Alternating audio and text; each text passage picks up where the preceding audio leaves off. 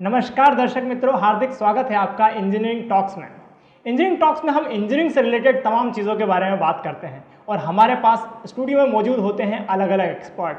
अगर आप इस टॉक के दौरान किसी भी एक्सपर्ट से कोई प्रश्न पूछना चाहते हैं तो आप कमेंट सेक्शन में कमेंट करके हमें बता सकते हैं, हम आपका समाधान करने का पूरा प्रयास करेंगे। तो आइए शुरू करते हैं आज का टॉक।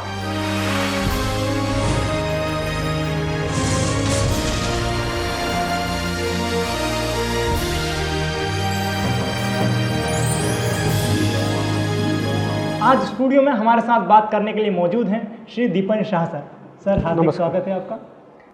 आज के जो हमारे एक्सपर्ट हैं वो डायरेक्टर हैं CPP and construction Pacifica company में। इसके साथ सर का एनजीओ भी है जिसमें उन्होंने पर्यावरण और एजुकेशन से रिलेटेड बहुत सारा काम किया है, कई सारी ट्रेनिंग उन्होंने की है। तो आज का हमारा जो प्रोग्राम है बहुत ही ज्ञानवर्धक और रोचक होने वाला है। आज न केवल हम सिविल इंजीनियरिंग के बारे में बात करेंगे बल्कि हम इंजीनियरिंग के दूसरे एस्पेक्ट्स को भी कवर करेंगे। यह प्रोग्राम शुरू करने के पहले मैं बधाई देना चाहूँगा सैफरानी कॉलेज के फर्स्ट सेम के विद्यार्थियों को जिन्होंने पूरे जीटीयू के 100 कॉलेज में फर्स्ट रैंक लाई है। मैं बधाई देना चाहूँगा थर्ड सेमेस्टर के विद्यार्थियों को भी जिन्होंने तीसरा रैंक लाया है और 5वें सेमेस्टर के विद्यार्थियों को भी जिन्होंने चौथा रैंक लाया है। आपको इंजीनियरिंग टॉक्स की टीम की तरफ से विद्यार्थी मित्रों को और गुरुजनों को हार्दिक बधाइयाँ एवं शुभकामनाएं। तो सर आज का हम ये शो शुरू करते हैं। जैसे अभी हमने बात की कि आप डायरेक्टर हैं इतनी बड़ी कंपनी में, इतने बड़े पद पर, एनजीओ में भी आप काम किया है, आपने आपका खुद का एनजीओ है और एजुकेशन में भी आपने काम किया। 20 वर्षों का अनुभव आपका इंडस्ट्री का है। तो हमारे दर्शक मित्रों को प्लीज़ बताएंगे कि आपकी जो पूरी जर्नी रही है आपके करियर की वो किस तरह रही है। बिल्कुल विष्णु जी, सबसे पहले thank you for inviting me doctor Vishnu ji है। और मैं सैफरानी परिवार को भी थैंक यू बोलूँगा कि मुझे ये मौका दिया। काफ़ी अर्सा हो गया बच्चों से बात करे। मेरे करियर के दौरान कुछ मौका ज़रूर मिला था जहाँ पे मैंने नेमा में या पीडीपीयू या सैप में कुछ इलेक्टिव कोर्सेज लिए थे। सो बच्चों के साथ जब भी काम करने का मिलता है और मैं ये मानता हूँ कि आप सब काफ़ी लकी है कि जो आप फ्यूचर इंजीनियर्स के साथ काम करते हैं। जी बिल्कुल। उसके अलावा मैं हार्टली कॉन्ग्रेचुलेसन भी पहले कहना चाहूँगा सैफरानी टीम को कि जो भी अभी मैंने आप लोगों की जो अचीवमेंट सुनी। It's heartiest congratulation to both students and the faculties to the whole thing. Civil engineering का एक अलग प्रोग्राम है जिसको ज़्यादातर स्कूल ऑफ बिल्डिंग SBST बोलते हैं, school of building science and technology, CEPT university में किया जाता है। वहाँ पे से मैंने 1999 में उस चीज़ को क्लियर किया था और तब से मैं इस सेक्टर में अलग अलग तरीके से काम से जुड़ा हुआ हूँ। इंटरेस्ट के लेवल पे मैं retrofitting, apart from hardcore construction जिसको ज़्यादातर बोला जाता है डेवलपमेंट सेक्टर बोला जाता है, उसके अलावा रेट्रोफिटिंग, ग्रीन बिल्डिंग जैसे बच्चे ज़्यादातर बोलते हैं या सस्टेनेबल बिल्डिंग टेक्नोलॉजीज़ जिसकी बात करते हैं वो चीज़ें, एम्बेडेड एनर्जी का एक नया फील्ड है, वैसी कुछ चीज़ों पे काम करता हूँ। और साथ में ये सौभाग्य रहा है कि किसी न किसी अवसर से डेवलपमेंटल सेक्टर जिसको अलग तरीके से पूरा बोला जाता है which is an NGO sector जिसके साथ भी जुड़ा हुआ हूँ। तो बिल्कुल I would be really happy to say whatever I can for this wonderful series which you guys have started. हाँ, हमारे जो दर्शक मित्र हैं हिंदी भी समझते हैं, गुजराती भी समझते हैं, तो आप दोनों भाषाओं में या किसी भी भाषा में बात कर सकते हैं। बिल्कुल ठीक है। तो मैं उसको ज़्यादातर हिंदी और गुजराती मिक्स रखने का प्रयास करूँगा। तो सर पहले हम बात करेंगे सिविल इंजीनियरिंग के बारे में और फिर हम इंजीनियरिंग से रिलेटेड अलग अलग एस्पेक्ट्स के बारे में बात करें। बिल्कुल सर, इंजीनियरिंग फील्ड में एक शब्द है एवरग्रीन, काफ़ी उपयोग होता है। तो सिविल इंजीनियरिंग को या मैकेनिकल इंजीनियरिंग को या इलेक्ट्रिकल इंजीनियरिंग को एवरग्रीन ब्रांच कहा जाता है। तो ये एवरग्रीन ब्रांच क्या है और इसका फ्यूचर स्कोप क्या है?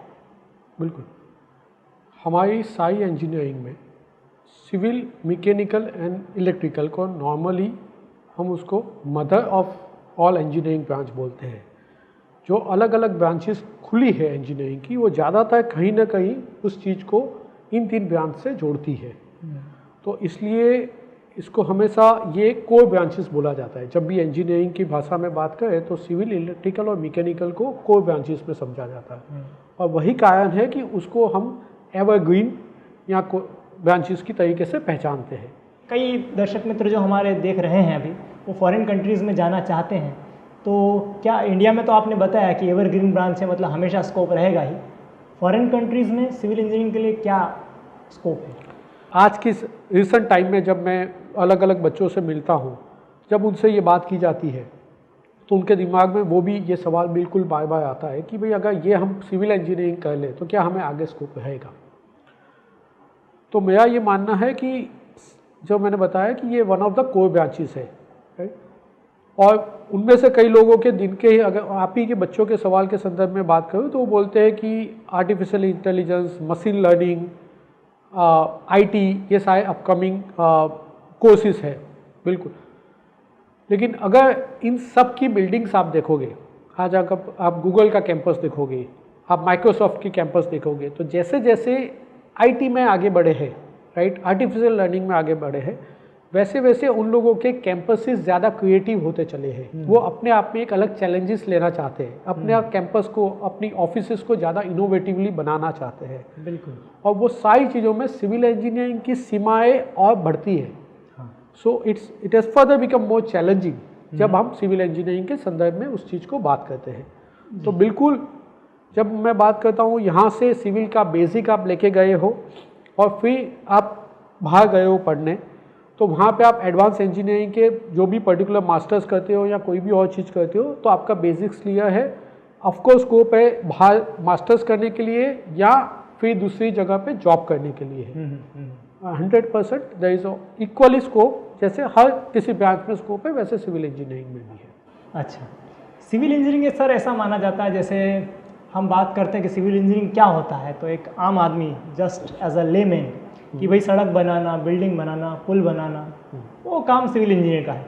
मगर आपने बात की गूगल की बिल्डिंग्स और जो आजकल की बड़ी बड़ी बुर्ज खलीफा से लेकर अभी हम बात करें तो सरदार पटेल का जो स्टेचू है, तो अलग अलग वैरायटीज़ ऑफ जॉब्स सिविल में आ रही है ऐसा लगता है, तो कौन कौन सी वेराइटीज़ हैं? એનું બેન્ડવિડ્થ ઓફ વર્કિંગ જે લોકો માને છે, રોડ આવી જાય, રસ્તા આવી જાય, તમે સેલફોન વાપરતા હો તો સેલફોનના ટાવર્સ આવી જાય, સ્ટેચ્યુઝ આવી જાય, કંઈ પણ ચીજ આજે આપણે બેઠા છે, ફોર એક્ઝામ્પલ સ્ટુડિયોનું બિલ્ડિંગ છે, તો સ્ટુડિયોનું બિલ્ડિંગ કોને બનાવ્યું, એમાં પણ સિવિલ એન્જિનિયરિંગની ભૂમિકા છે। સો એ દરેક ચીજોમાં કોલેજ છે ભણવા માટે, તો સિવિલ એન્જિનિયરિંગ છે। સો દરેક જગ્યાએ સિવિલ એન્જિનિયરિંગનો સ્કોપ છે। એન્જિનિયરિંગના સ્કોપની અંદર પાછું મલ્ટિપલ સ્કોપ્સ આવે છે। આ જગ્યાએ હું બહુ એક વાત કહેવા માગીશ, થોડાક અનુભવ પણ છે એમાં। ઘણી વખત બાળકો જોડે વાત કરી હોય તો એમાંથી અમુક લોકોને એવું પણ મનમાં થતું હોય છે કે માને બનવું હતું ડૉક્ટર, પણ હવે અમુક ટકાથી ઓછા ટકા આવ્યા અને એટલે હવે મને જે મળતા બ્રાન્ચીસ છે એમાંથી આ જગ્યાએ, આ કોલેજમાં આ જગ્યાએ સારું મળે છે, રાઈટ। હું મારા જ બે અનુભવો કહીશ। મારા જાણીતા બે મિત્રો, એમાંથી એકને ડૉક્ટર બનવું હતું, રાઈટ, અને એને કોઈ કારણથી એ 12મામાં સારા પર્સન્ટેજ કે ના આવ્યા અને મેડિકલમાં એડમિશન ના મળ્યું। ઓકે। અને એને પછી અમારી જોડે સેપ્ટ જોઈન કર્યું, SBSTમાં હી વોઝ વર્કિંગ, મારો જુનિયર હતો। અચ્છા। એ વ્યક્તિને મેડિકલ પ્રોફેશનનો એટલો બધો ઇન્ટરેસ્ટ હતો અને એ આખી પ્રોસેસના ઇન્ટરેસ્ટથી એને સિવિલ એન્જિનિયરિંગ કર્યું, એનાથી માસ્ટર્સ કર્યું આગળ સ્ટ્રક્ચરમાં, અને એ આજે લોટ ઓફ ડૉક્ટર્સ જોડે બેસીને આપણા જે જોઈન્ટ્સ બને, મેડિકલ જોઈન્ટ્સ, નીના કેપ બને છે, કોઈનું ફ્રેક્ચર થયું હોય તો એનો આખો જે નીનો અંદરનો એન્ફોર્સિંગ બેસિસ બને, એનું સ્ટ્રક્ચર ડિઝાઇન કરે છે।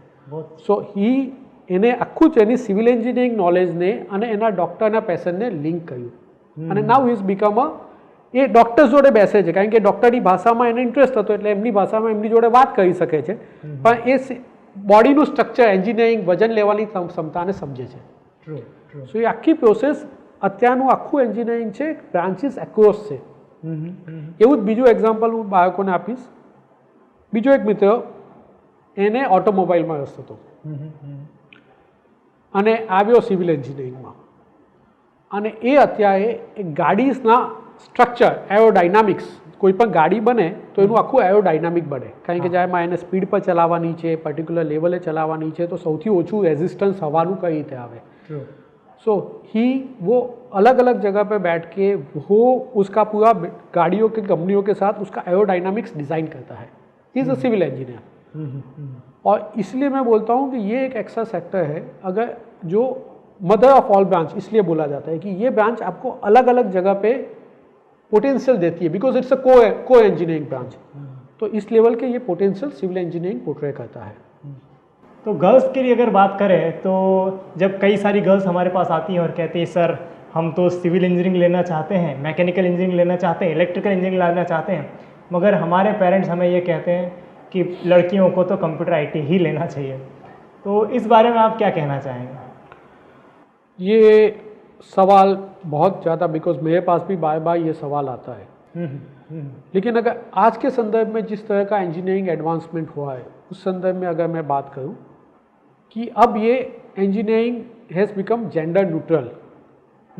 તમે એક નો બાળક એટલે કે એક લડકે હો યા લડકી હો એમાં એ ચીજનો હવે ફરક પડતો નથી. ઘણું બધું સ્પેશિયલાઇઝેશન બ્રાન્ચમાં આવી ગયું છે. એટલે સ્ટુડન્ટ્સ લેવલે કે પેરેન્ટ્સને વાત કરીએ તો આજે એ સિવિલ એન્જિનિયરિંગ કહે છે એટલે એવું નથી કે એ જઈને કોન્ટ્રાક્ટર જોડે કે મજૂરો જોડે જ કામ કરાવવાનું. તમારે એનું પ્લાનિંગ કરવાનું, એનું ઇન્ડેન્ટ કરવાનું, એનું બિલિંગ કરવાનું, એનું સ્કેડ્યુલિંગ કરવાનું, એનું ટેકનોલોજી રિસર્ચ કરવાનું, મલ્ટિપલ ફ્રેમ્સ ઓફ વર્ક છે. જેને હું કહીશ કે ફ્રન્ટ આપણે નોર્મલી બેક ઓફિસ અને ફ્રન્ટ ઓફિસ બે શબ્દો વાપરીએ, હું કહીશ ફ્રન્ટમાં પણ lot of back office work છે. ઘણાને એવું હોય છે કે મારે બેક ઓફિસમાં કામ નથી કરવું અને બેક ઓફિસ આપણે દૂર માનીએ છીએ, પણ સાઇટ લેવલ પર પણ બેક ઓફિસ કામ હોય છે.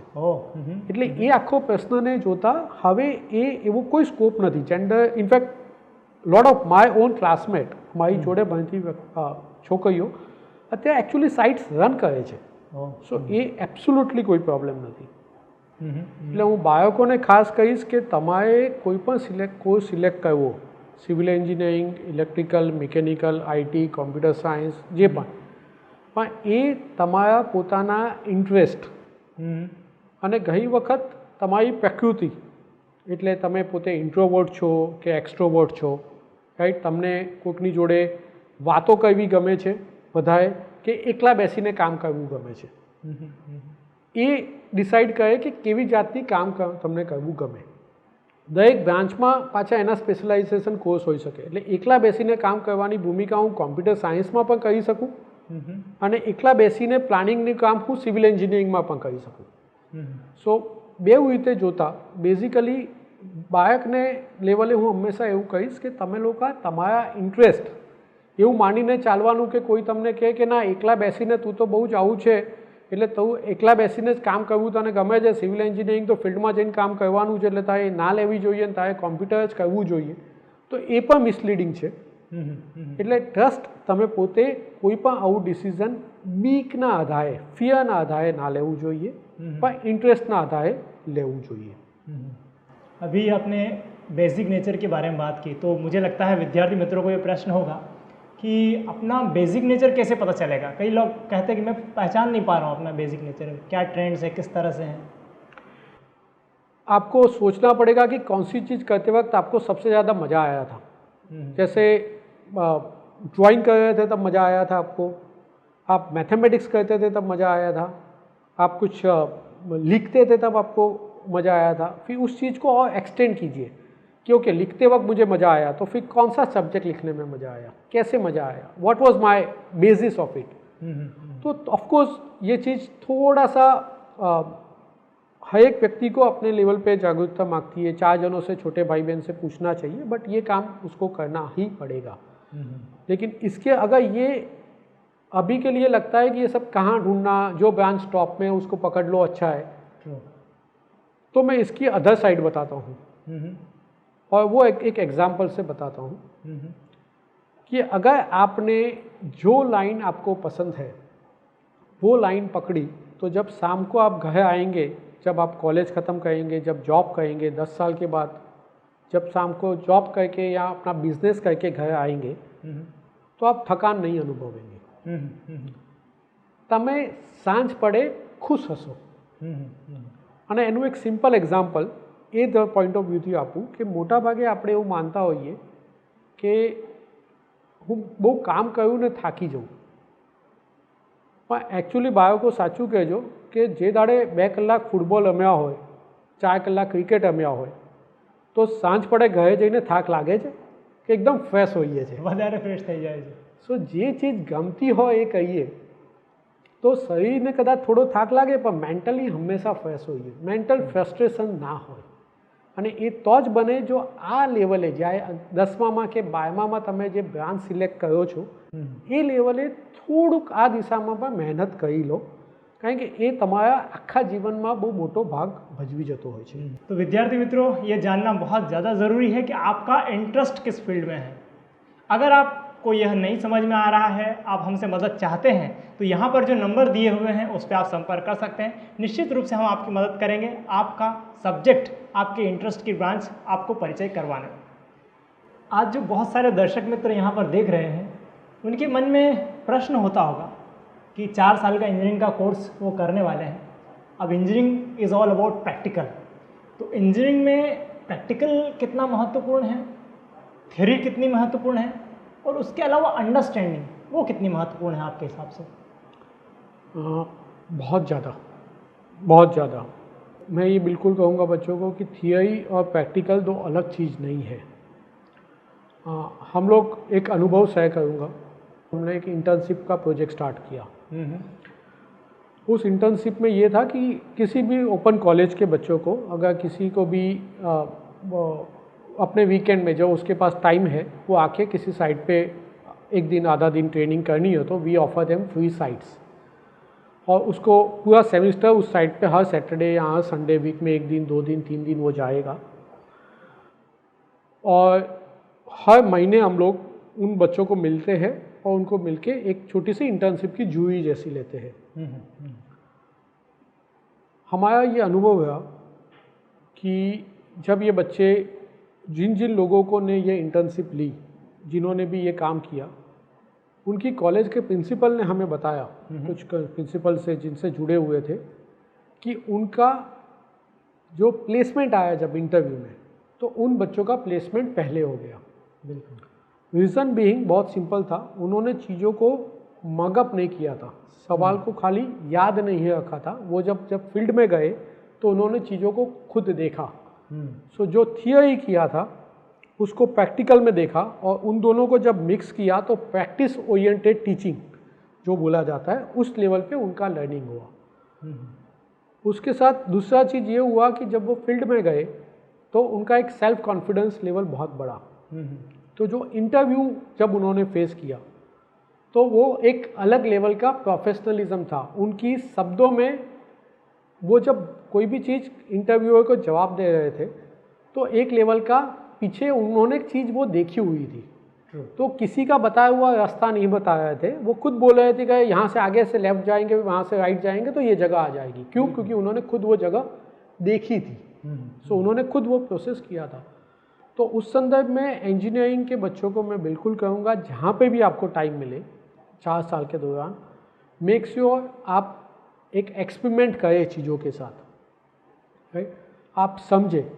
इसी का एक दूसरा अनुभव, जब मैं कई बार कॉलेजेस में जैसे सेशन लेने जाता हूँ तो मेरे साथ ये हुआ है कि मैंने final year, and I am saying final year civil engineering के बच्चों को जब मैंने ये पूछा कि ईंट की साइज़ क्या है, अच्छा राइट, तो ज़्यादातर बच्चे बताते हैं 20-20-10, जो एक मॉड्यूलर ब्रिक की साइज़ है जो सदियों से अपने टेक्स्ट बुक में लिखी जाती है, राइट। तो बच्चों को वो साइज़ याद थी, सब ने, काफ़ी लोगों ने बताया मुझे।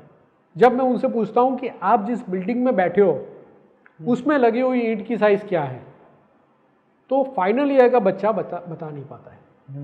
और ये मेरे साथ कई कॉलेजों में कई जगह पे ये चीज़ हुई है। क्यों? क्योंकि कहीं पे हमारा वो ऑब्जर्वेशन स्किल्स जो है, जो हम पढ़ते हैं उसको रिलेट करने की जो एबिलिटी है वो डेवलप हम करते नहीं हैं या उसको फैसिलिटेट नहीं किया जाता है। तो make sure that in your 4 years of academics आप वो पूरी चीज़ को पूरी तरीके से समझें, उसको एम्बाइब करें अपने अंदर उसको पिघलने दें, अंदर उसकी समझ एक लेवल की जमा ले। जब तक वो नहीं होगा आपका इंजीनियरिंग जब आप याद करोगे तो कुछ समय के बाद भूल जाओगे। तो मेक श्योर आप उसके बेसिक प्रिंसिपल्स बहुत क्लियरली समझ ले, राइट। और I think that would be my suggestions to the kids within the 4 years of engineering. जी, जब वो अंडरस्टैंडिंग की बात करते हैं तो कई विद्यार्थी मित्रों को प्रश्न होता है कि सर हमें वही चीज़ बार बार पढ़नी पड़ती है।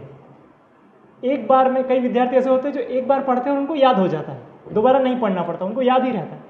और कई लोगों को वही चीज़ बार बार पढ़नी पड़ती है। तो इसके बारे में आप क्या कहना चाहेंगे, क्या सजेशन है विद्यार्थी मित्रों के लिए? कई बार ये होता है, हर एक का अपना लर्निंग एबिलिटी होता है। मैं यहाँ पे अगेन मैं एक अलग तरह का, बहुत ही अलग तरह का उदाहरण दूंगा। हम लोग अपने इंजीनियरिंग में कुछ बच्चों को एवरी वीकेंड किसी स्कूल के 8th और 9th स्टैंडर्ड के बच्चों को पढ़ाते थे। इट वाज स्कूलों में एक सब्जेक्ट हुआ करता था एनवायरमेंटल अवेयरनेस। तो एज अ वॉलंटियर हम लोग जाते थे क्योंकि ये हमें पसंद था, मज़ा आता था बच्चों के साथ डील करना। तो जब हम उस क्लास को एनवायरमेंटल अवेयरनेस का एक स्कूल में पढ़ाने जाते थे एज अ वॉलंटियर, तो कुछ बच्चों को तो वो मज़ा आता था, कुछ को वो नहीं आता था। तो हमने एक छोटा सा एक्सपेरिमेंट किया। मैं ये थोड़ा सा लंबा समय लेके बता रहा हूँ बिकॉज इसके साथ बहुत सारी बच्चों को भी शायद काम की चीज़ लिंक मिल जाए। हमने ये एक्सपेरिमेंट किया कि जिन बच्चों को पढ़ना नहीं था, सो कॉल कि हमें पढ़ना नहीं पसंद है, क्लासरूम में बैठ के पढ़ाई नहीं करनी, हमने उन सब बच्चों को बोला ठीक है चलो छोड़ो यार, पढ़ाई नहीं करनी, हम बाहर जाके खेलेंगे। अच्छा। और हम उनको बाहर ले गए और हमने उनको बोला कि चलो आज क्या खेलोगे। तो कुछ डिस्कशन करके हमने कंक्लूड किया वॉलीबॉल खेलेंगे। तो उस पूरे क्लास को हम वॉलीबॉल कुछ भी करके खेले। नेक्स्ट सेशन में आए तब उन्होंने फिर से बोला वॉलीबॉल खेलेंगे। हमने कहा चलो वॉलीबॉल ही खेलेंगे, लेकिन इससे ऐसे नहीं खेलेंगे, हम लोग उसको नियम के साथ खेलेंगे। तो उसका कोड क्या होता है, वॉलीबॉल की हिस्ट्री क्या होती है, उसको टीम में कैसे काम करोगे, उसके नियम कैसे होंगे, क्या होंगे, वो सब आप पढ़ो। वही बच्चे जिनको पढ़ना नहीं पसंद था, वो सब बच्चों ने वो पढ़ाई स्टार्ट कर दी। क्यों? क्योंकि अब उनको एक इंटेंशन था, उनका गोल था, क्लैरिटी थी कि खेलना है इसलिए पढ़ना है। वही बच्चों ने प्रॉपर कोड बनाया, वो खेले टू द एक्सटेंट कि उन्होंने फिर वॉलीबॉल की हिस्ट्री के ऊपर रिसर्च किया। जिसको रिसर्च करना नहीं पसंद था उन्होंने उसी के ऊपर स्टोरी लिखी, उसी के ऊपर पोस्टर्स बनाए। जो वही काम जो एनवायरनमेंट में वो मना करते थे, वॉलीबॉल में लेदर से क्या नुकसान होता है वो भी उन्होंने रिसर्च किया, राइट। और at the end of the day उन्हीं बच्चों ने खुद लेटर लिखा, प्रिंसिपल से परमिशन ली और पूरे स्कूल के लिए वॉलीबॉल टूर्नामेंट ऑर्गेनाइज किया। क्लास टू क्लास वो जाके उसकी अनाउंसमेंट की। और उसके लिए उन्होंने वही सारे काम किए जो वो खुद समझते थे कि वो उनको नहीं पसंद है। बिल्कुल बिल्कुल। सो कहने का मतलब मेरा तात्पर्य ये है कि बच्चों को और टीचर्स को, दोनों के लिए ये है, पढ़ाई को ज़्यादा इंटरेस्टिंग करना पड़ेगा। कई बार टीचर्स खुद करते हैं तो बहुत अच्छा, नहीं करते तो मुझे तो अपना करियर ढूंढना है। I will have to figure out, मुझे खुद समझना पड़ेगा कि મને શું ગમે અને એને હું કઈ રીતે એવી રીતે સમજી લઉં કે મને જીવનમાં ફરી એ ચીજ વાંચવી ના પડે, રાઈટ। અમે ઘણી વખત ભાષાની રીતે ઉદાહરણ આપીએ કે આપણે ગણિત જે છે એ ભણી પણ શકીએ, ગણિત ભણવું અને ગણિત શીખવું બેઉ શબ્દો વપરાય। હું ગણિત ભણી શકું, ગણિત શીખી શકું, સાચી વાત છે। એવી જ રીતે ઇંગ્લિશ ભણી શકું, ઇંગ્લિશ શીખી શકું, પણ હું ચાલતા શીખી જ શકું, ભણી ના શકું। એવું કેમ? સો ભણવા ને શીખવાની વચ્ચેનો જે તફાવત છે એ તફાવત બહુ આપણને શબ્દોમાં ખબર છે પણ આપણે પોતે એને કદી સમજ્યા નથી। એ સમજવો બહુ જરૂરી છે। ભણતી વખતે મને કોઈ ભણાવી શકે પણ શીખવા માટે મારે જાતે શીખવું પડે। મારે જાતે એ ચીજની અંદર ઇન્વોલ્વ થવું પડે. ચાલતા મને કોઈ ભણાવી ના શકે, કારણ કે મારા ઇન્વોલ્વમેન્ટ વગર હું ચાલી જ ના શકું. એટલે ત્યાં શીખવું જ આપણે વાપરીએ છીએ ભાષામાં. ભાષા લઉં તો ભાષા શીખી પણ શકાય, ભાષા ભણાવી પણ શકાય, રાઈટ. પણ બોલતા ખાલી શીખવું પડે, બોલતા ખાલી શીખવું પડે. સો કહેવાનો મતલબ આ જે પ્રોસેસ છે, એટલે મારી એન્જિનિયરિંગની પ્રોસેસ હું ભણવાથી શીખવામાં લઈ જાઉં તો એક જ વખત કહેવાથી હંમેશા મને એ ચીજ જીવનભર યાદ રહેશે. એ પ્રયત્ન એઝ અ કોલેજ આપણે કહેવા જોઈએ, અને એઝ અ દરેક સ્ટુડન્ટ જે એન્જિનિયરિંગનો સ્ટુડન્ટ છે એને પોતે એ ભણવાથી શીખવા પર ચાલવું જ પડે. जो एक वक्त सीखा तो लाइफ टाइम તમે सीखी सको. बिल्कुल, निश्चित रूप से मैं आपकी बात से एग्री हूँ. आज से 4-5 साल पहले कॉलेज में हमने देखा कि विद्यार्थी मित्र जो इस जनरेशन के आ रहे हैं उनको कहीं न कहीं जो अटेंशन स्पान है वो कम होता जा रहा है. 3-4-5 घंटे की क्लास में बैठना उनके लिए काफ़ी भारी पड़ रहा है. हमने विचार किया कि आखिर अब क्या करना चाहिए, क्लास को कैसे इंटरेस्टिंग बनाएं. तो कॉलेज में मैनेजमेंट की सलाह से हमने शुरू किया पेडागोजी पे काम करना शुरू किया. तो हमने मैनेजमेंट की सलाह से पेडागोजी पे काम शुरू किया. हमने ग्रुप्स बनाए, फैकल्टी मेंबर्स ने बात की, रिसर्च की, कैसे हम पढ़ाई को और इंटरेस्टिंग बना सकते हैं, कैसे ज़्यादा, जैसे आपने कहा कि भाई सीखना मतलब बच्चों का इन्वॉल्वमेंट उसमें होगा ही, तो कैसे ज़्यादा से ज़्यादा विद्यार्थी मित्रों को इन्वॉल्व कर सके. आप यकीन मानिए उसका ज़बरदस्त परिणाम आया. और यही एक कारण यह भी है कि आज सैफरनी टॉप रैंक में है, क्योंकि बच्चे सीख रहे हैं. I am happy to know, ये जान के काफ़ी अच्छा लगा कि सैफरनी में कुछ ऐसे प्रयत्न हुए. जब हम बात करते हैं प्लेसमेंट की, आपने भी बात की कि आप इंटरव्यू लेते हैं, तो प्लेसमेंट के लिए जब आप इंटरव्यू लेते हैं तो अभी जो भावी इंजीनियर्स हैं या कई इंजीनियर ऐसे भी हैं जो भी इंजीनियरिंग कर रहे हैं, ऐसे भी इंजीनियरिंग अभी देख रहे हैं जो इंजीनियरिंग करना चाह रहे हैं, तो प्लेसमेंट के लिए कौन कौन सी क्वालिटी इंजीनियर के लिए अंदर होनी चाहिए?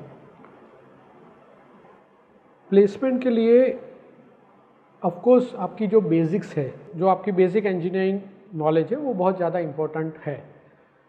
जितनी क्लैरिटी आपकी बेसिक्स अंडरस्टैंडिंग में होगी, विच इज़ अटमोस्ट इम्पोर्टेंट, कहीं पे भी हम उसको तो नज़रअंदाज नहीं कर सकते. लेकिन एट द सेम टाइम, जैसे मैंने पहले बताया कि आपने जो पढ़ाई को कहाँ तक आप अपने लर्निंग में लेके गए हो, सो उसको कितना, engineering is all about adaptation, right. आपने उसको अपने अंदर कितना इंटरनलाइज किया है. आप अगर मैं साइट पे बात करता हूँ तो आप कितना भी पढ़ाई कर लो, हर दिन साइट पे कुछ नया कहानी होती है. हम इंडिया में उसको बोलते हैं जुगाड़, राइट. तो जुगाड़ हमारा डे इन डे आउट का भूमिका है. कुछ ना कुछ अजीब से प्रॉब्लम आएंगे साइट पे. अब उस अजीब के प्रॉब्लम्स को सॉल्व करने के लिए आपके पास इंजीनियरिंग बेसिक्स होना बहुत ज़रूरी है. और second is ability to think out of the box, right. हम हमेशा ये कहते थे कि मैं अगर अपनी बात करूँ कि हमने 5 साल, हमारा कोर्स 5 साल का हुआ करता था इंजीनियरिंग का. 5 वर्ष में कॉलेज में हूँ, कई रीते कोई पण चीज़ सीखवी ए सीख्यो. क्या बात है. सो कई रीते एफिशियंसी वधावी, कई रीते ए चीज़ने कम्प्लीट करवी, एन्श्योर करवू कि सामेवाळाने एक्जेक्टली शू जोईए छे ए ज आपवू. એ ચીજ જે કોલેજમાં કરતા હતા, અત્યારે દિવસમાં એવા 5 એસાઇનમેન્ટ કરવા પડે. ક્યાંક પણ કંઈક પ્રોજેક્ટની પ્રપોઝલ બનાવવી પડે, કોઈક ટેન્ડર કોડ કરવું પડે, કંઈ પણ કરવાની પ્રોસેસ આવે. સો એ જે, અને દરરોજ નવા પ્રશ્ન આવે. સો એના ઉપરનો જે કોન્ફિડન્સ છે કે ના આ અનનોન છે, કંઈક કારણ કે નવી ટેકનોલોજી આવી તો કે વાંધો નથી, એનું ઇવેલ્યુએશન કરવાનું આવ્યું, કોઈક નવી કન્સ્ટ્રક્શન કેમિકલ લઈને આવે, વોટરપ્રૂફિંગ કેમિકલ લઈને આવે, તો ભાઈ આ યોગ્ય છે કે નથી, મારે યુઝ કરવું કે ના કરવું. સો એની બોટમ સુધી જવું, એના બેસિક્સ કયા પ્રશ્ન પૂછવા, એ જે પ્રોસેસ છે, સો એન્જિનિયરિંગમાં એ એબિલિટી ગેઇન કરવી બહુ મહત્ત્વનું છે. અને આ ચીજો કોની અંદર છે એ અમે ઇન્ટરવ્યૂમાં જોઈએ, કારણ કે એ જેનામાં હશે એ વ્યક્તિનો ગ્રોથ જુદો જ છે. સો એ કોન્ફિડન્સ એ પોર્ટ્રે કરી શકે છે કે નહીં. જો મારી પાસે 2 કેન્ડિડેટ છે કે જે બેઉએ ટોપ છે એકેડેમિકલી, તો એમાંથી એક જ્યાં ઇન્ટરેક્શનમાં ધીમો છે, આઉટલુક એનું પ્રોફેશનલ નથી. ઓહ. અને બીજો છે કે જે એકેડેમિકલી કદાચ 10ની જગ્યાએ 9 માર્કે છે પણ એનું પ્રોફેશનલ આઉટલુક આ બધી જ ચીજો ઓવરઓલ ડેવલપમેન્ટ બહુ જ સારું છે. તો naturally we will select the second one. Oh. કારણ કે સાઇટ ઉપર ડે ઇન ડે આઉટ એનો કોન્ફિડન્સ, લોકો જોડે કામ કરવા, એની પોતાની ability to learn new things, એ બધું જ જુદું છે. સો મેક શ્યોર કે કોલેજના 4 વર્ષમાં તમને બાળકો આવા બહુ જ બધા અનુભવ કરવાના મળશે. આપણે જ્યારે એસાઇનમેન્ટ્સ કહીએ છીએ ને એ એસાઇનમેન્ટ્સની ઇમ્પોર્ટન્સ નથી સમજતા. એવું લાગે છે કે એમને એમ કહેવા માટે આપણને આપણા ટીચરોએ ફેકલ્ટી આપી દીધા છે, પણ હકીકતમાં જો એનું એસાઇનમેન્ટ કર્યું છું, જ્યારે એનું પ્રેઝન્ટેશન 10 આખા ક્લાસ વચ્ચે કર્યું છું, જ્યારે હું મારી આઈડિયાને, મારી ફિલોસોફીને ક્લાસમાં બેઠેલા 50 લોકોને કન્વિન્સ કર્યું છું, ભલે હું પોતે સિવિલ એન્જિનિયર છું પણ મારા આઈડિયાને, મારા મેનેજમેન્ટ સ્કિલને માર્કેટ કરવું જ પડશે. સો એ બધા નાના જે આપણા કરિક્યુલમના પાસા છે જેને આપણે ઇમ્પોર્ટન્સ જ નથી સમજતા એ બધા પાસાઓનું, એ બધી જ ચીજો બહુ મહત્ત્વની છે તમારી ઓવરઓલ ભૂમિકા વિકસાવવામાં, ઓવરઓલ આઉટલુક ક્રિએટ કરવામાં. સો એમાં ખૂબ ધ્યાન આપજો, એ બહુ જ કામ કરશે. અને એ જે તમારી પ્રતિભા ડેવલપ થાય છે એ તમને એન્જિનિયરિંગ બેસિક્સ અને તમારી એ પ્રતિભા ઇઝ વોટ એની પર્સન જે તમારા ત્યાં તમારું ઇન્टरव्यू લેશે એ તમને જોશે એના આધારે. बिल्कुल. तो विद्यार्थी मित्रों, इंजीनियरिंग होने का मतलब ये नहीं कि सिर्फ डिग्री लेना है, आपका ओवरऑल डेवलपमेंट होना चाहिए. इंजीनियरिंग की एक महत्वपूर्ण एस्पेक्ट है जिस पे अक्सर बात करना रह जाती है. आप क्योंकि एनजीओ चलाते हैं तो आप रिलेट करेंगे ज़रूर से.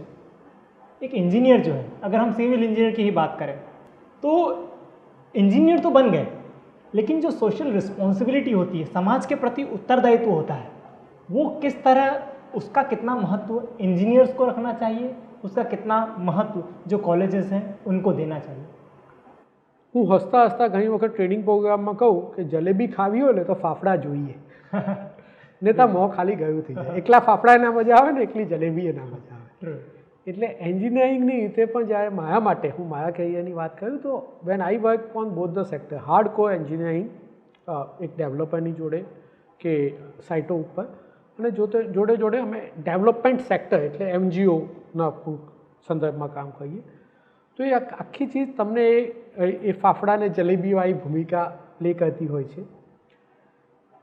એ સહાનુભૂતિ જીવતી રાખે, એ જુદા લોકોને મળો, જુદા આઈડિયાઝ આવે, ક્રોસ સેક્ટરલ રેફરન્સીસ આવે, રાઈટ. એ તમારા જે વિચારવાની શક્તિ છે, થિંકિંગ આઉટ ઓફ ધ બોક્સની જે એબિલિટી છે એ વધારે છે. ઇટ ઇઝ લાઈક, બહુ સિમ્પલ એક્ઝામ્પલ અગેન આપું કે તમે કોઈ પણ ચીજને, રાઈટ, એકની એક રીતે, આજે મારા હાથમાં એક પાણીનો ગ્લાસ હોય, એ ગ્લાસને હું પકડી રાખું તો હું પકડી શકીશ કારણ કે એનું વજન નથી, પણ એ જ ગ્લાસને હું 24 કલાક પકડી રાખીશ તો તમારો હાથ ખોટો પડી જશે. બિલકુલ. એટલે મારે એ ડાયવર્સિટી સેક્ટરમાં તમે એકમાંથી બહાર નીકળો, બીજું કંઈક કહો, અને એમાં જ્યારે આવું કોઈક સોશિયલ સેટિસ્ફેક્શન કે એનજીઓ આવું કામ કરતા હોય જ્યાં બહુ જુદી જાતના વર્ગોના ટચમાં હો, તો એક બહુ જ મોટું બેન્ડવિડ્થ મળે છે. એ અમને મદદ કરે કે આજે હું કોઈક મકાનની ડિઝાઇન કરાવતો હોઉં તો કયા સેગમેન્ટ માટે છે, દરેક સેગમેન્ટ જોડે તમે ટચમાં છો, એટલે દરેકના પ્રેક્ટિકલ એપ્લિકેશન થઈ શકે છે, જે હું અત્યારે સમયના અભાવે બહુ વિગતમાં નહીં જાઉં. બટ કહેવાનો મતલબ કે ચોક્કસપણે બાળકો એક તમારી હાર્ડકોર એન્જિનિયરિંગ કે તમારી જે સ્કિલ્સ છે એની જોડે કોઈ પણ જાતની બેલેન્સિંગ સ્કિલ, સામાજિક કે જ્યાં તમે કોઈ કોન્ટ્રીબ્યુટ કરતા હોય, એ એક જુદા લેવલનો આનંદ આપશે, સેટિસ્ફેક્શન આપશે, રાઈટ. એ પેશન લેવલે તમારું હોઈ શકે, ઇન્ટરેસ્ટ લેવલ હોઈ શકે, કોઈકના મદદ લેવલે હોઈ શકે. કોઈક તમે એન્જિનિયર છો ને તમે કોઈક એન્જિનિયરને ભણાવો છો, કોઈ સ્ટુડન્ટ કે જેને એન્જિનિયરિંગનું એડમિશન લેવું છે, બેઉ ચાલે, પણ એવું કોઈ પણ ચીજ વુડ હેલ્પ, અને એ તમને એક વધારે કમ્પ્લીટ पर्सनालिटी कि एक व्यक्ति बनाने में मदद कर से। बिल्कुल। हमारा भी एक जो अनुभव रहा है इस विषय में, एक डिज़ाइन इंजीनियरिंग करके सब्जेक्ट होता है जहाँ पर हम रियल लाइफ प्रॉब्लम को सॉल्व करने में विद्यार्थी एक प्रोजेक्ट बनाते हैं। जब हम रियल लाइफ की प्रॉब्लम के बारे में बात करते हैं तो विद्यार्थी को सतत दिमाग में ये रहता है कि मुझे इन लोगों की ये प्रॉब्लम सॉल्व करनी है और वो उसको मोटिवेट करती है। तो मैंने देखा है कि जो विद्यार्थी सोशली रिस्पॉन्सिबल होते हैं, समाज के लिए कुछ करना चाहते हैं, वो बहुत आगे तरक्की भी करते हैं और हमेशा मोटिवेटेड भी रहते हैं, और जैसा कि आपने कहा उनको सेटिस्फेक्शन भी रहता है। बिल्कुल, बहुत सही बात है।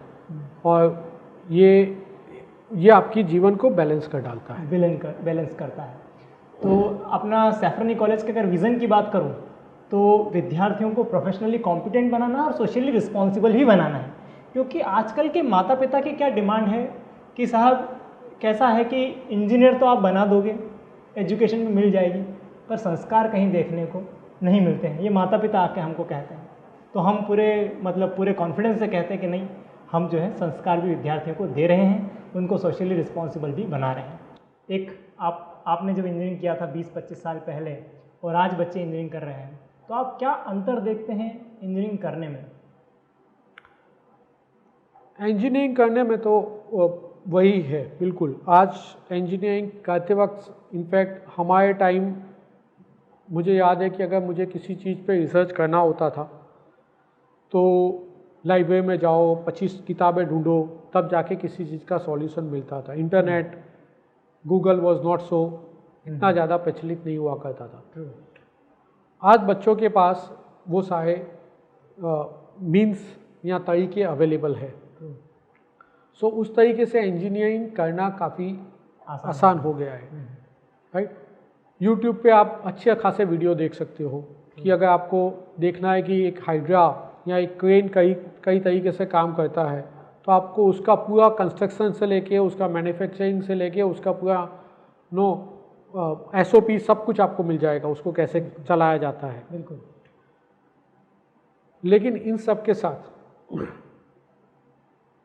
क्या हुआ है कि बहुत सारी चीज़ें आपको फिंगर टिप पे मिलने लगती है, गूगल आपको बता देता है, तो हम उसके ऊपर सोचना कम लगे हैं।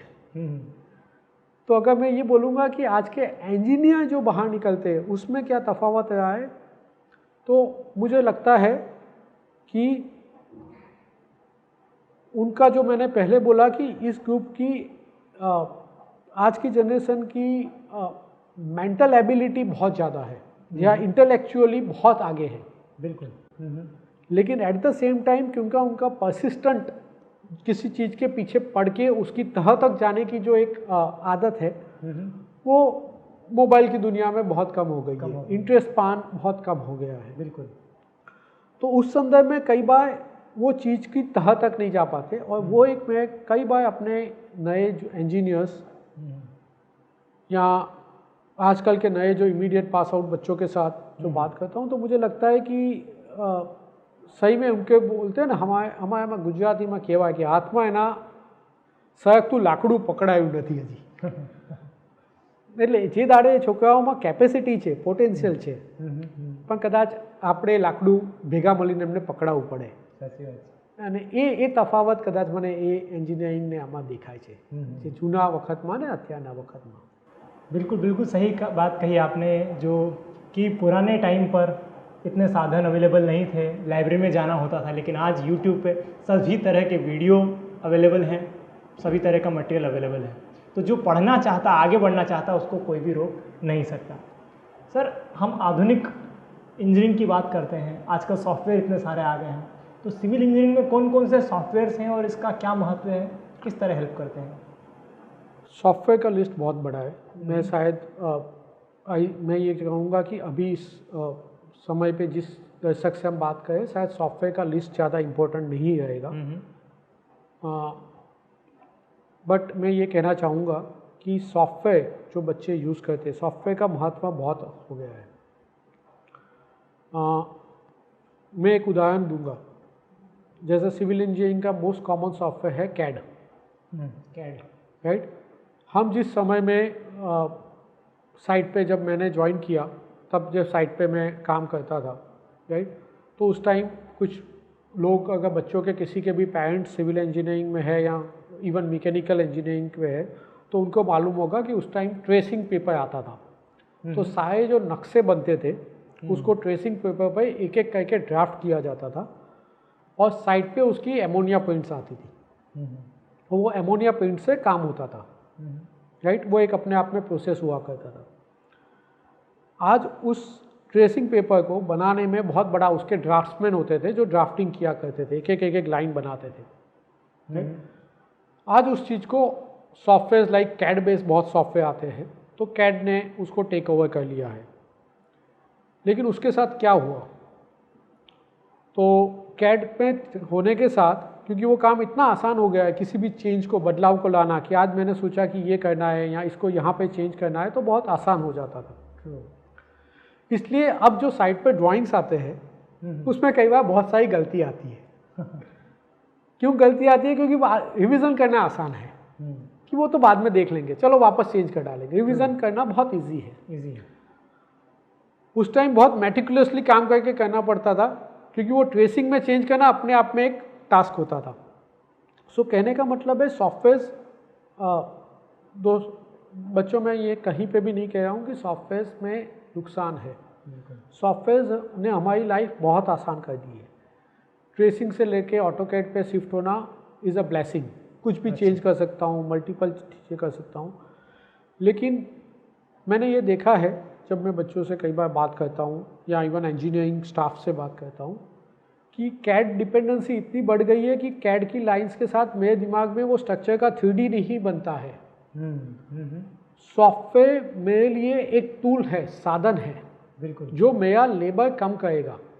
ये मारी मेहनत ओછી કરવાનું સાધન છે, પણ મહેનત શું કરવી, કઈ જગ્યાએ નાખવી, એ તો મારી બુદ્ધિથી જ કહેવાનું છે। સોફ્ટવેરને એક સાધનની જેમ જ ઉપયોગ કરવાનો છે, જેથી એ મારી એફિશિયન્સી વધારે। એની ડિપેન્ડન્સી જે થઈ ગઈ છે અત્યારે, એ સાચે સાચ એક મોટો કન્સર્ન છે। અને ઘણી વખતે સોફ્ટવેરના આઉટપુટને અને આ સાઇટ ઉપર બહુ જ કોમનલી જોવાતું હોય છે સ્ટ્રક્ચરના કે બીજા ડિઝાઇન સોફ્ટવેરમાં, રાઈટ, કે ભાઈ સ્ટ્રક્ચરલ ડિઝાઇનમાં એવું કહેવાય કે આ ચીજ જાતે આ ટેકો કરીને હું કંઈક બનાવતો હોઉં તો કે આ ઊભું રહેશે। એ stability, sense of stability civil engineering માટે સૌથી મહત્ત્વની છે। એટલે એ સોફ્ટવેર મને એના નંબર્સ આપી શકે, આંકડા આપી શકે, બટ સેન્સ ઓફ સ્ટેબિલિટી, આ ચીજ ઊભી રહેશે, આ ચીજ બરાબર છે કે નહીં, રાઈટ, એમાં અહીંયા સપોર્ટ કરવું, કઈ જગ્યાએ વીકનેસ છે, એ મારે વિઝ્યુઅલાઇઝ કરવી પડે। So I have to be smarter than the software. સહી વાત। તો જ એ સોફ્ટવેરને હું સ્માર્ટલી યુઝ કરી શકું, and otherwise I will be a slave two that software.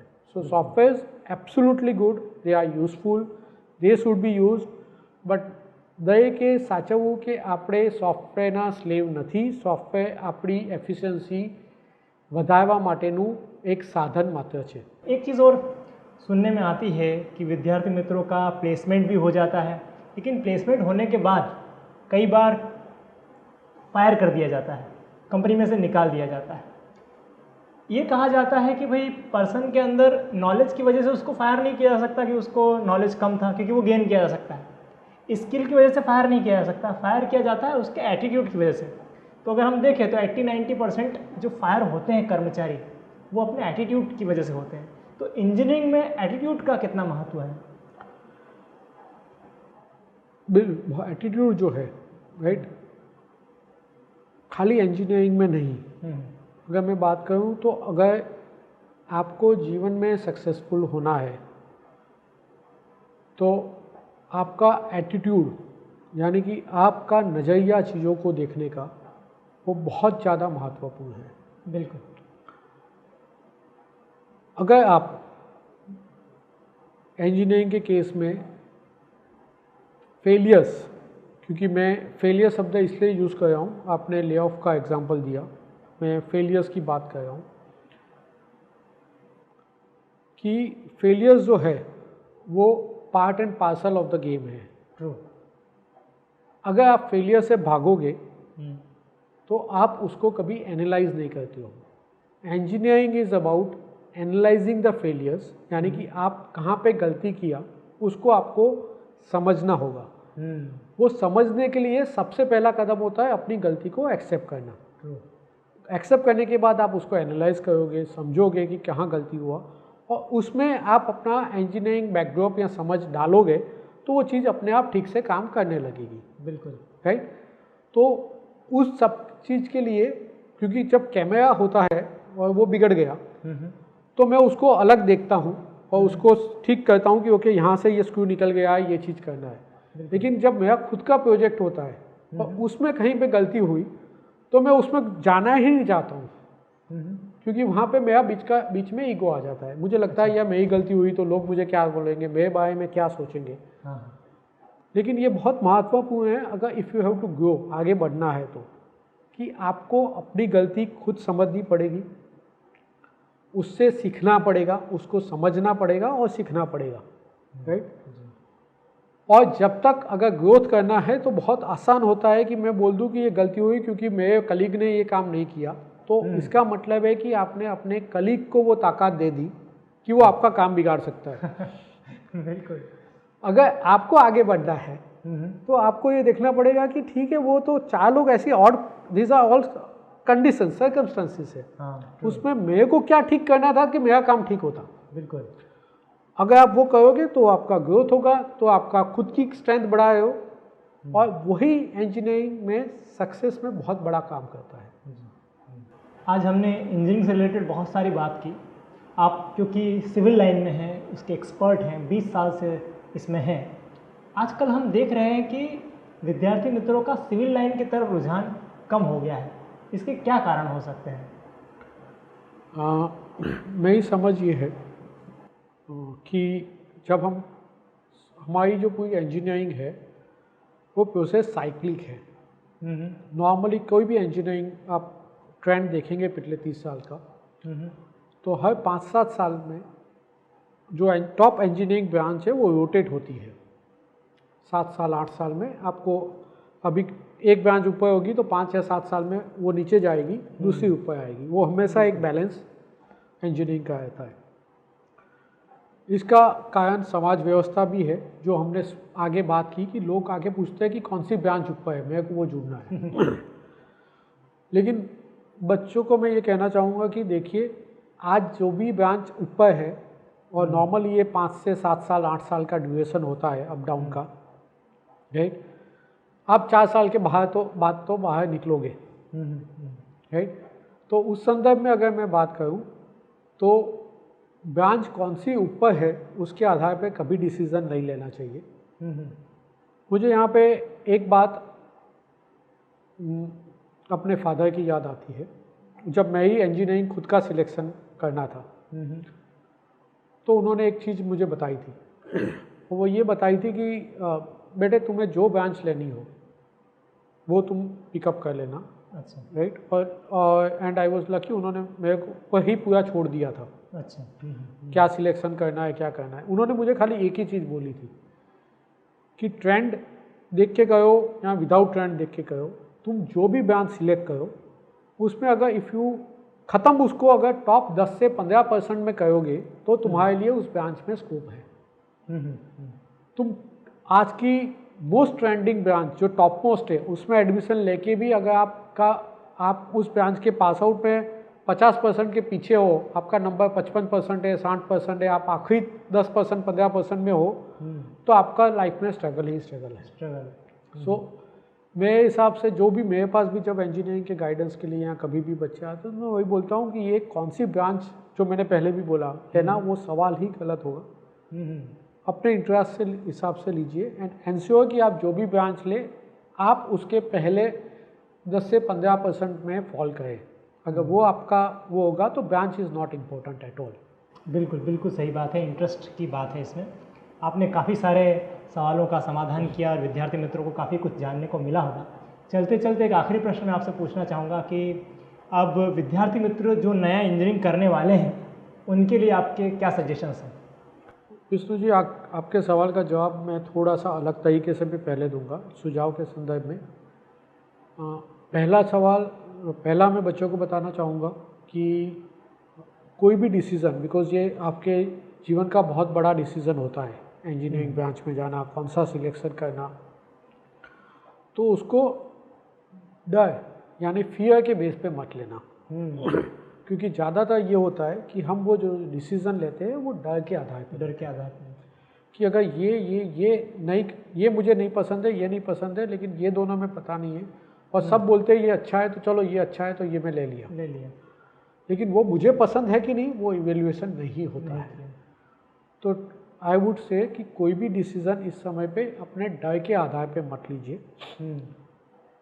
कि फेथ बहुत ज़्यादा उसका अपोजिट होता है, फेथ के आधार पे लीजिए, है। सेकेंडली, मेहनत करनी ही पड़ेगी। और मेरे एक अंकल ने मुझे बताया था, जो मैं उनको बच्चों को अभी बोलना चाहूँगा, कि ये इंजीनियरिंग जो भी ब्रांच ले आप, अगले 4 साल इंजीनियरिंग ले, इवन फॉर कोई और BSc या कोई और ब्रांच लेते, जो भी आप ले, अगले 4 साल मेहनत कीजिएगा, सिंसियरली मेहनत कीजिएगा। मुझे एक अंकल ने बताया था, वही मैं बताया था, उन्होंने मुझे बोला था कि अगर लाइफ में पूरी ज़िंदगी ऑफिस में AC में बैठना है, जब मैं इंजीनियरिंग ज्वाइन कर रहा था तब उन्होंने बताया था, तो ये जो 5 साल है 7 साल वो धूप में खड़े रहना। बिल्कुल सही। और वो बिलीव मी, आज उस समय तो मेरे को उन्होंने बोला था, वो मुझे एक पीस ऑफ एडवाइस लगा था कि ठीक है अंकल ने बोल दिया। लेकिन आज मुझे उस बात का डेप्थ पता चलता है, समझ आता है कि उन्होंने कितना सही बोला था। कि वो 5 साल 7 साल जो जीवन के हैं अगले, जो भी आपके आएंगे, वो बहुत महत्वपूर्ण है। उसके बाद अगर आपने उसके बेसिक्स क्लियर कर लिए, आपने सारा इंटरेक्शन, अपनी पर्सनालिटी डेवलप कर ली, पार्टिसिपेट कर लिया मल्टीपल कॉलेज एक्टिविटीज़ में, फॉरगेट कौन सी कॉलेज में जुड़े हो सकता है सबको किसी कॉलेज में मिले एडमिशन, किसी को अपनी पसंदगी की कॉलेज में एडमिशन ना भी मिले, लेकिन अगर आपने मेहनत से पीछे हटे, क्योंकि मेहनत करना आपके हाथ में है, बिल्कुल राइट, तो दिक्कत आएगी। मेहनत अगर आपने कर ली तो बिलीव मी कि वो आपको सक्सेस पे लेके जाएगा। तो अगले 5 साल से 7 साल जीवन में एक ही फोकस रख के आगे बढ़िए, उसको फिनिश कीजिए। जो आपका टारगेट है, अभी का जो आपका ध्येय है, एक अच्छी इंजीनियरिंग बनना और उसको ख़त्म करना, उसके बाद मस्ती करने के काफ़ी मौके मिलेंगे। बिल्कुल बिल्कुल। बहुत बहुत धन्यवाद सर, हमारे विद्यार्थी मित्रों के साथ बात करने के लिए। Thank you doctor Vishnu ji. In fact pleasure is mine. मैं आपका और सैफरनी फैमिली का आभारी हूँ कि मुझे ये चांस दिया गया। एंड सही में I enjoyed talking to the aspiring engineers. Thank you very much.